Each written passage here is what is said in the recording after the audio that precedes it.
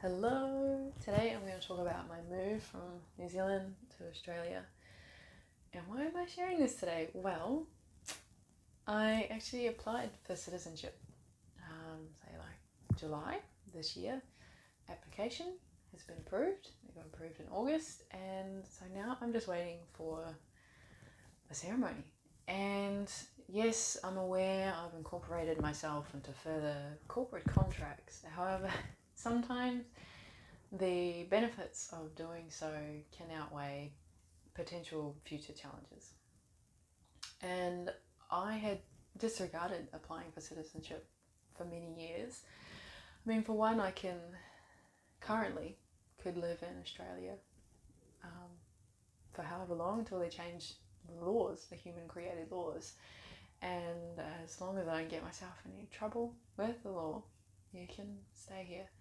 However, that would be on a visa, and being on a visa, you're still limited in regards to some of your rights as well. And for a number of years living here, I wasn't earning enough within the pay bracket that they needed you to, or they required you to be able to make an application. And so I just thought, oh well, I'll just keep plottering along. I like living here. I'll just keep staying here. And just trusting that if I got myself into any sort of financial trouble, I'll figure out a way to get back to New Zealand if I needed to.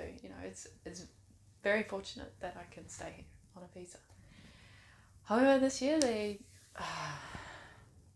I started thinking about, maybe should I apply for citizenship soon?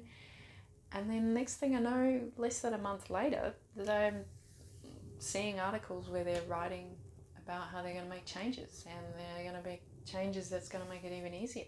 And I was like, oh, this is great. And it turned out you can apply. I didn't even have to go to apply for permanent residency. It was straight from visa to citizenship. So I also literally saved myself thousands of dollars from waiting. Interesting. And so I came to Brisbane February 2018. After many months of travelling overseas, I left New Zealand 2017, went travelling and just come to Brisbane.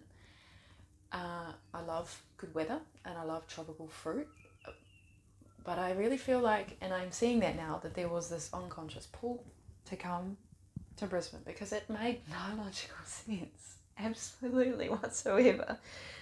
To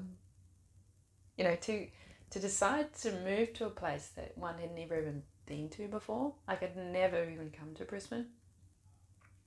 A place in another country. Most people visit prior to moving to a place unless you're a refugee. And, I knew nothing about the place. I had no friends here. I had no family. I had nowhere to live. I had no money. I had no work. I just knew that it had lovely weather and I could probably get some yummy tropical fruit. And I'm so glad that I listened to the other subtleties of the energy that were pulling me to come to this place. And it turns out Brisbane's actually quite a chilled out city. For a city, there is some interesting sort of relaxing energy. I'm not someone that grew up in cities. I spent a lot of my life in very small towns. I spent 10 years in a town of like 150 people, not even that. So I feel like I've integrated very well as much as I can into city life. And it also turns out there's lots of Kiwis that live in Brisbane. Brisbane has the highest population of Kiwis that live outside of New Zealand. So that's interesting. And then over the years, after living in Brisbane for a while, I started to learn things about how there's a major ley line that goes from Uluru through to Brisbane. The Outdoor Music Festival network here it's quite vibrant, especially in South East Queensland. A lot of the festivals, up within the South East Queensland area, when we still have some up to the central Queensland and obviously North Queensland in the winter here. But most of the time, in the ones in Queensland for the outdoor music and lifestyle festivals that I'm involved in, a lot of them are based in this area. There's a lot of beautiful beaches, not really in Brisbane, but not too far of a drive away from Brisbane. And even the lockdowns here, it was,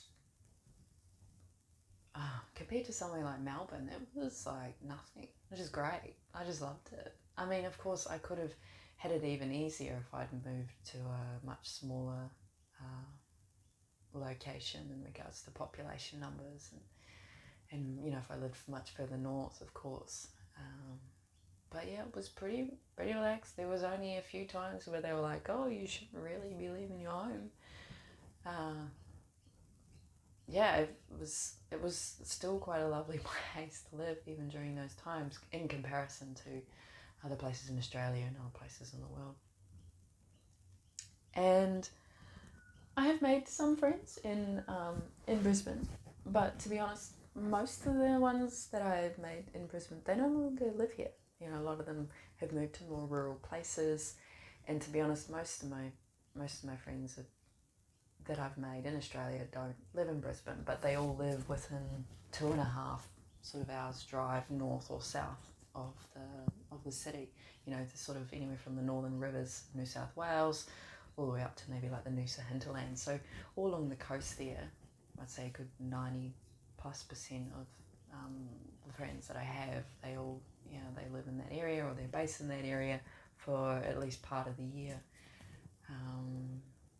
So it's been a really lovely time living in Brisbane. There's also been many times where I've just had enough city life. It's not something that I'm in love with, but I'm learning to love with.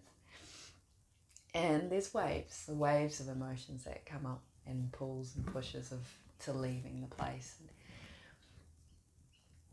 I guess there's a bit of nostalgia with the rural living as a child, of course. Not that I want to live in New Zealand, but it'd be nice to experience more of that here in a warmer climate. So where to next? I don't know, but I'm excited for the further doors and gates that this citizenship will allow me to walk through. Having dual citizenship is a big privilege and a great opportunity, and I'm excited to see where this leads to, and and the growth that can come from that. So it's a little bit of a personal share today. So thank you for listening.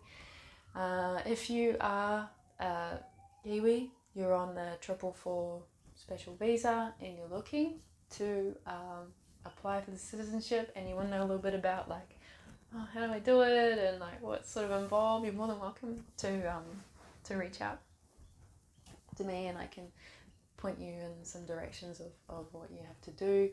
I've already had a few friends ask as well, which is really nice. It always feels I feel really enlivened when people, especially people I know, are asking for guidance on things, and especially things that I am reasonably well researched and aware of too. So it gives me great excitement to be able to share and to help people along their path as well.